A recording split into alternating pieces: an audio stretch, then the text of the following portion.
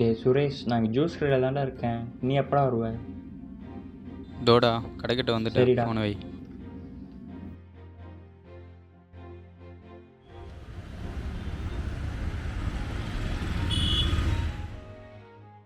டேய் ராஜேஷ், எப்படா இருக்க?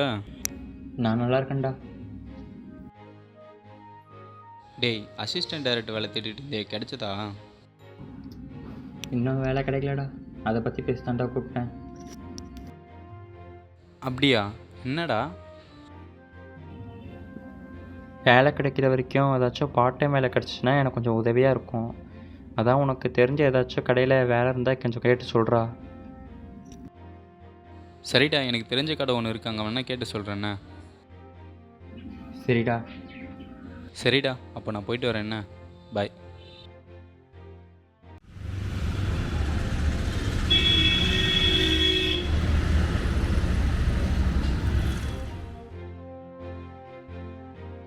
அண்ணா, எங்கேயாச்சும் பார்ட் டைம் வேலை இருக்காண்ணா? இது எனக்கே வருமானம் இல்லைப்பா.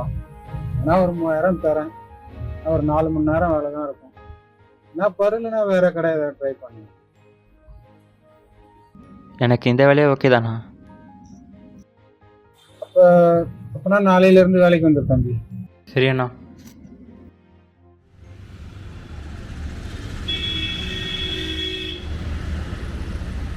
டேய்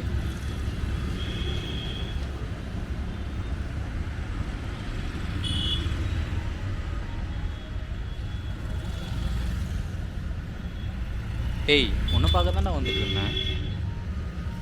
அப்படியா? எதுக்குடா? நீ பார்ட் டைமாக வேலை கேட்டுட்டு இருந்தல, எனக்கு தெரிஞ்ச கடையில் ஒரு மாதம் ஒரு 15,000 சம்பளம், ஒரு 8 மணி நேரம் வேலை செய்கிற மாதிரி இருக்கும். உனக்கு ஓகேவா? வேண்டாம்டா, நான் வேற கடையில் வேலைக்கு செய்துறேன்டா. அப்படியா? எங்கடா? ஒரு புத்தக கடையிலடா. எவ்வளோடா சம்பளம்? மாதம் 3000டா. எது 3000மா? டேய் 15,000 வேலை இருக்குன்ற நீ 3000க்கு போயிட்டுருக்க. டேய், நீ சொன்ன வேலை 8 மணி நேரம்டா, ரெஸ்ட் இருக்காது. நான் வேலை கேட்ட இடத்துல சம்பளம் கம்மி தான், ஆனால் 4 மணி நேரம் தான் வேலை. கிடைக்கிற கொஞ்சம் நேரத்தில் அங்கே இருக்கிற புத்தகத்தெல்லாம் படிக்க முடியும். அது என் வேலைக்கும் உதவியாக இருக்கும். அதான்டா. நீ சொல்கிறதும் சரிதான்டா. இப்போ தான் கரெக்டான முடிவு எடுத்திருக்க. என் நல்வாழ்த்துக்கள். பை.